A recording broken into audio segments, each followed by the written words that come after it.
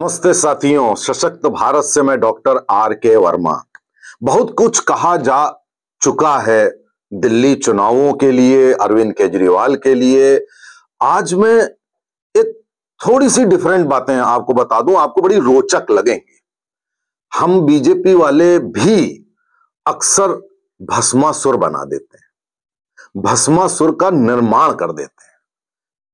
भोले हैं, जैसे शिव जी भोले थे, भस्मासुर बना दिया था और बाद में भस्मासुर उन्हीं को भस्म करने चला, उसको खत्म करना पड़ा। तो कहीं ना कहीं हम भी अपने भोलेपन में, देश की भलाई सोचने में भस्मासुर क्रिएट कर देते हैं। इसके बहुत सारे उदाहरण हैं, उसमें अरविंद केजरीवाल उदाहरण है। आप कहेंगे कि अरविंद केजरीवाल का बीजेपी से क्या मतलब, जो आप उसको कह रहे हैं कि भस्मासुर बना दिया।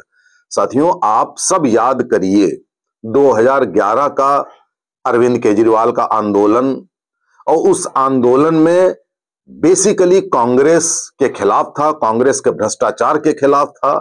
उसमें हम लोगों ने, संघ वालों ने भी मदद करी उस आंदोलन में, ये सबको मालूम है। और कहीं ना कहीं मूक समर्थन था हमारा। और धीरे धीरे फिर उसके बाद जब 14 का इलेक्शन, 13 में ये आ गया दिल्ली में, फिर 14 के इलेक्शन में ये मोदी जी की बराबरी पे खड़ा हो गया। तब तक हम नहीं जागे, हम तब तक भस्मासुर क्रिएट करने में 2011 से 14 तक लगे हुए थे। और जब ये भस्मासुर हमको ही भस्म करने चला 14 में, तब हमने थोड़ा सा हम जागे, लेकिन हम पूरी तरीके से नहीं जागे। और हमने पूरी छूट दे दी दिल्ली में इसे रेवड़ी कल्चर चलाने की, इसे सड़क पर आंदोलन करने की और तरह तरह की हरकतें करने की। और एक जहां 2011 का आंदोलन भ्रष्टाचार के खिलाफ था, इसको महाभ्रष्टाचार करने की, उस भ्रष्टाचार के पैसे से चुनाव लड़ने की और दिल्ली में लोगों को लालची बनाने की, उनको रेवड़ी देने की, शराब पिलाने की, ये सारी चीजें में कहीं ना कहीं छूट देने में हमारा भी दोष है। लेकिन पिछले 5 सालों से हम इस भस्मासुर के खिलाफ जागे, बुरी तरह जागे। इसको दंडित भी कराने की हमने मुहिम करी, उसके बाद इसको हराने की भी मुहिम करी। और अंततोगत्वा इस भस्मासुर का अंत तो नहीं कहेंगे, अभी आप देखिएगा, अभी तो ये केवल लेट गया पस्त होके, अभी ये फिर से उठेगा।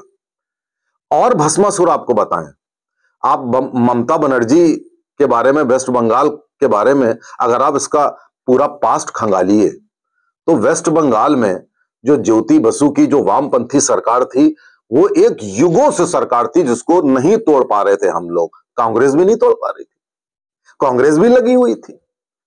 और कांग्रेस और वामपंथी के कंपटीशन में कहीं ना कहीं हमने ममता बनर्जी को बहुत सपोर्ट करी, उसकी तृणमूल कांग्रेस बनने दी। और शुरुआत में अगर आप याद करिए तो ममता बनर्जी को हमने बहुत सपोर्ट किया, और ममता बनर्जी हम ही से सपोर्ट लेती थी। घुसपैठियों के खिलाफ ये संसद में फाड़ती थी, फेंकती थी। आज उसी घुसपैठियों की मदद से सरकार बनाई हुई। जिस जिस चीज में साथियों आपने देखा होगा, जैसे अरविंद केजरीवाल भ्रष्टाचार के खिलाफ, कांग्रेस के खिलाफ करते थे, कांग्रेस की गोदी में बैठ गए, भ्रष्टाचारी हो गए सबसे बड़े। उसी तरह ममता बनर्जी ने जो काम किया वही काम करने लगे। ये एक मानवीय वसूल भी होता है कि आप जिसकी मदद करेंगे वो आप ही का विनाश करेगा, नाश करेगा, और उसी थ्योरी को लेके करेगा जिस थ्योरी का वो विरोध करता है। तीसरा भस्मासुर था उद्धव ठाकरे।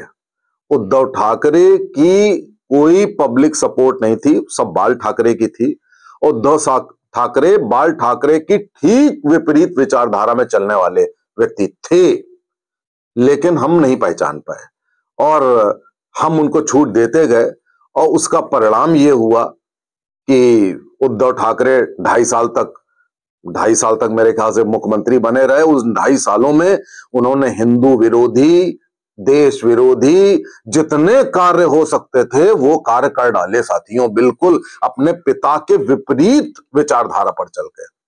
उसके बाद साथियों हमने एकनाथ शिंदे को भी भस्मासुर बनाने की कोशिश करी। अब आप देखिए, ये वाला चुनाव जीतने के बाद महाराष्ट्र का, वो एक तरीके से मिनी भस्मासुर बन चुके थे।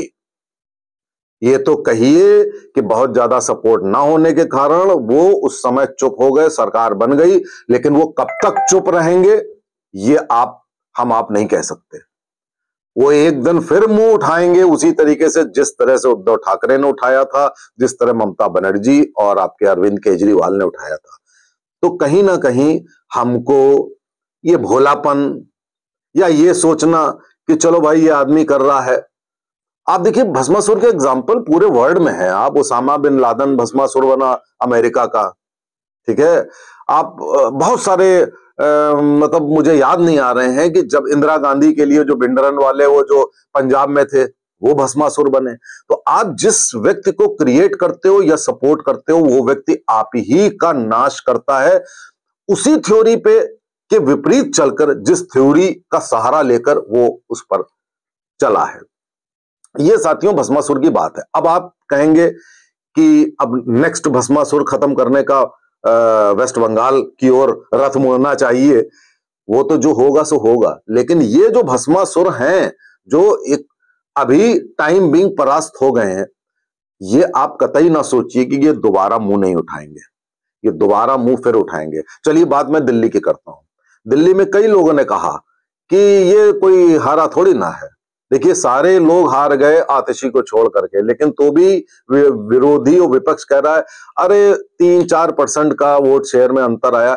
साथियों 3-4% का नहीं आया है, 54 से 43%, 11% का वोट शेयर गिरा। और उसमें से आप 20-22% मुसलमानों के आप वोट हटा लीजिए। क्यों हटा लीजिए? क्योंकि मुसलमानों ने कांग्रेस को स्पेरिंगली बहुत कम वोट दिया है। टोटल उनका 6.39% वोट आया है। ठीक है, उसमें मैं समझता हूं कि शायद 5.5% मुसलमानों के होंगे। तो मुसलमान भी, ये गलत स्टैटिस्टिक्स होती है कि मात्र 18-20% है, वो 24-25% से कम नहीं है। तो 20% वोट तो मुसलमानों का है जो आम आदमी पार्टी को मिला है। तो एक्चुअली में अगर देखा जाए तो आम आदमी पार्टी को मात्र 23% वोट मिले हैं। लेकिन 23% वोट भी कम नहीं होते हैं। क्यों? क्योंकि बीजेपी को मिले मान लीजिए 47% वोट। तो 47% वोट मिले वो विशुद्ध हिंदुओं के ही हैं, उसमें मुसलमान तो है नहीं।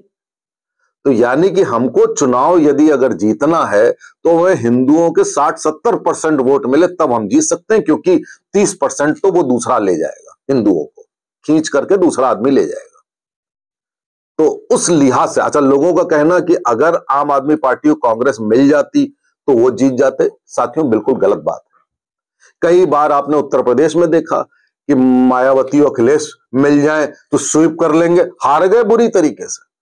तो ये कह देना कि वो दोनों मिल जाते तो जीत जाते बिल्कुल गलत है साथियों। कुछ सीटें हैं जिसमें कि जो विक्ट्री मार्जिन से ज्यादा कांग्रेस के वोट्स हैं, मैंने माना, तब भी आम आदमी पार्टी हार रही है, तब भी हार रही थी।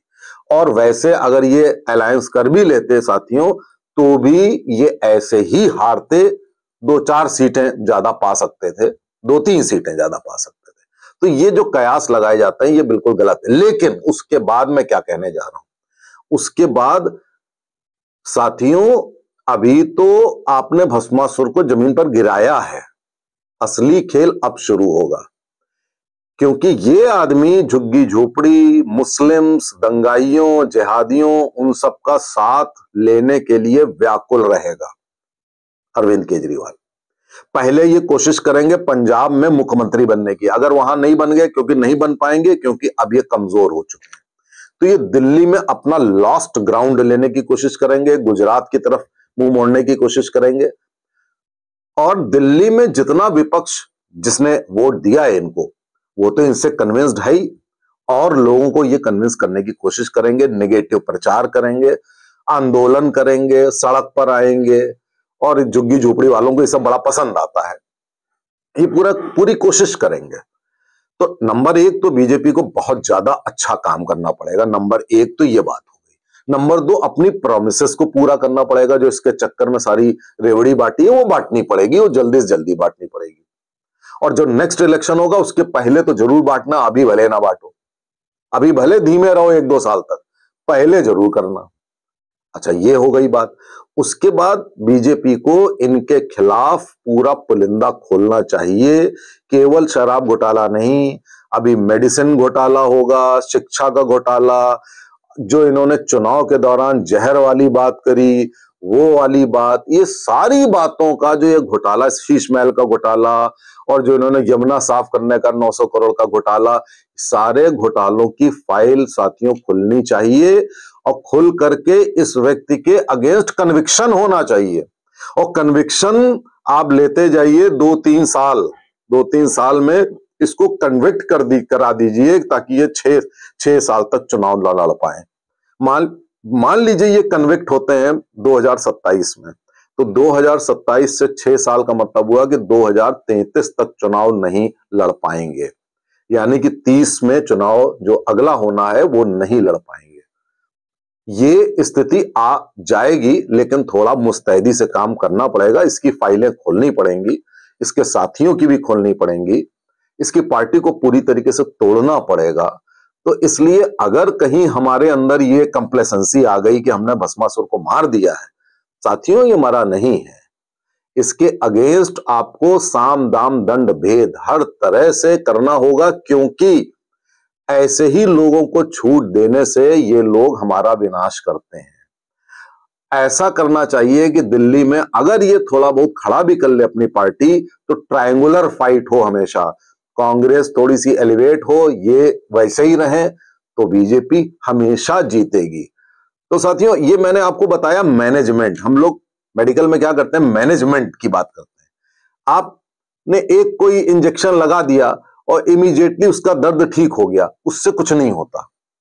तो आपने इस आदमी को गिरा दिया, इससे चलो ठीक है, गिर गया, हमारी सरकार बन गई, लेकिन फूंक फूंक के कदम रखना पड़ेगा। मुख्यमंत्री बनाने के पहले, अंत में आपको ये बात फिर मैं बता दूं कि मुख्यमंत्री, जैसा कि प्रवेश वर्मा का नाम आ रहा है, एक दो और लोगों का नाम आ रहा है, मुख्यमंत्री बड़ा सोच समझ के बनाइएगा, जो आपका लोड हल्का कर सके, इससे लड़ सके अरविंद केजरीवाल से। ऐसा व्यक्ति बनाइएगा, कोई लचर कमजोर, कोई उस टाइप का जो बैठाल देते हैं वैसा मत करिएगा।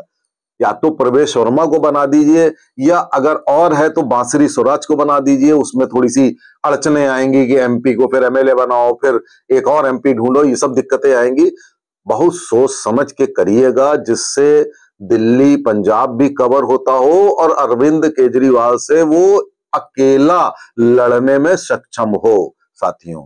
तो ये सारी चीजों को देखते हुए ही हमें आगे बढ़ना है, फिर अपना रथ बिहार और पश्चिम बंगाल ले जाना है। नमस्ते, जय हिंद, जय भारत।